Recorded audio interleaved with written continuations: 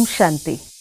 देवियों को याद कर रहे हैं और अपने अंदर की शक्तियों को समझकर ध्यान रखना शुरू कर रहे हैं। पहली शक्ति ज्ञान की शक्ति। अपना ज्ञान समझ में आ गया कि मैं कौन हूँ। मन की मालिक, निर्णय की मालिक, विल पावर से संस्कारों को बदल लेने वाली शक्ति आत्मा हूँ, चैतन्य स्वरूप हूँ। अपना ज्ञान समझ में आ गया, फिर अपने ऊपर ध्यान रखना भी शुरू कर दिया। तो अब जब औरों से मिले तो जैसे अपना स्वरूप है, दूसरे का भी सेम वही स्वरूप है। हम सभी एक ही आइडेंटिटी शेयर करते हैं कि मैं भी पॉइंट ऑफ लाइट, ज्योति बिंदु आत्मा, और सामने वाला भी सेम है। तो यही समानता की दृष्टि रखना ही पवित्रता है। This is our next power. ये हमारी दूसरी शक्ति है, पवित्रता की शक्ति। अब एक बार एक देवी का चित्र सामने लेके आइए और विजुअलाइज कीजिए। सबसे ज़्यादा क्या आकर्षित करता है हमें? द प्योरिटी जो उससे हमें मिलती है, जो वो प्रभाव हमें देवी के सामने महसूस होता है, दैट इज़ प्योरिटी। तो परमपिता परमात्मा ने हमें हमारा असली स्वरूप समझाकर दूसरे को भी उसी स्वरूप में देखना सिखाया है। यही प्योरिटी हमें अपने जीवन में लानी होगी। एक कहावत आपने सुनी होगी कि धूल पड़ी थी चेहरे पर और पूरी जिंदगी हम आईना साफ करते रह गए। तो असली बात क्या थी? अपने सत्य स्वरूप को नहीं समझ पा रहे थे और पूरी ही जिंदगी दूसरे बदल जाएं, लोग चेंज हो जाएं, परिस्थितियां चेंज हो जाएं, यही करते रह गए थे। जब समझ में आ गया मेरा ओरिजिनल रूप क्या है, तो वर्क बाहर नहीं, वर्क अंदर करना है। प्योरिटी अंदर से बाहर रेडिएट करनी है। तो purity in terms of thoughts, purity in terms of intentions, अपनी भावनाओं की प्योरिटी का भी ध्यान इस नवरात्रि पर हम रखेंगे। तो परमात्मा ने ये समझाकर ये भी हमें रियलाइज़ कराया है कि आप अपने सत्य स्वरूप से दूर हो गए थे, यही तो इम्प्योरिटी थी। हम अपने को भूल गए थे और मेल, फीमेल, आउटर अपीयरेंस में अपने आप को ले जा रहे थे और दूसरों को भी उनके आउटर अपीयरेंस से देख रहे थे। कभी सुपीरियर भावनाएं पैदा कर रहे थे तो कभी इन्फीरियर भावनाएं पैदा कर रहे थे। इस सुपीरियर इन्फीरियर भावनाओं को ही तो इम्प्योरिटी कहा जाता है।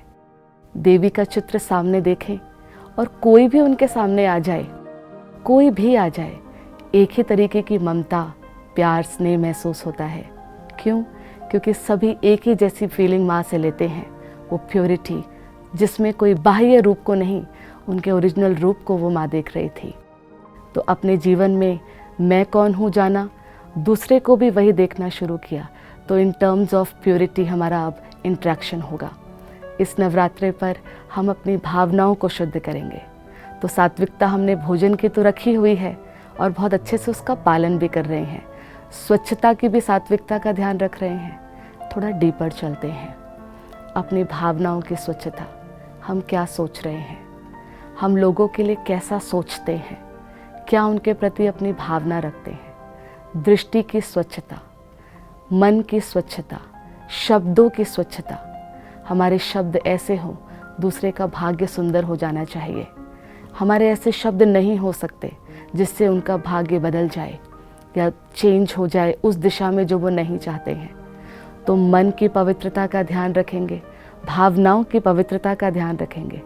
तो जो अपने मन का ध्यान रख लेगा, शब्द वो ऐसे बोलेगा जो वरदान हो जाएंगे। तो परमात्मा ने प्योरिटी को डीप लेवल पे समझा दिया है कि आप एक शुद्ध आत्मा है। ये समझने से दूसरे के साथ प्योरिटी का रिलेशनशिप बनाना इस नवरात्रि पर हमें सीखना होगा। तो कुछ देर के लिए साइलेंस में बैठकर अपनी प्योर क्वालिटीज़ को इन्वोक करते हैं।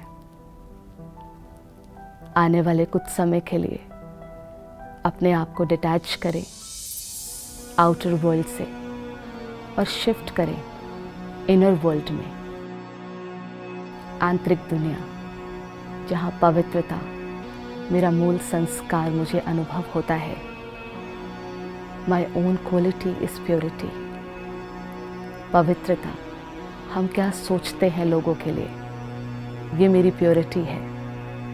पवित्रता, हम कैसा देखते हैं सबको, पोजीशन देखते हैं, बाहर का लुक देखते हैं या फिर उनको उनके ओरिजिनल स्वरूप में देख रहे हैं। This is my purity. और जीवन ऐसे बनानी है कि हर क्षण ये प्योरिटी बढ़ती जाएगी। हर एक को उनका ओरिजिनल स्वरूप देखकर वही याद रहना है, यही मेरी प्योरिटी है।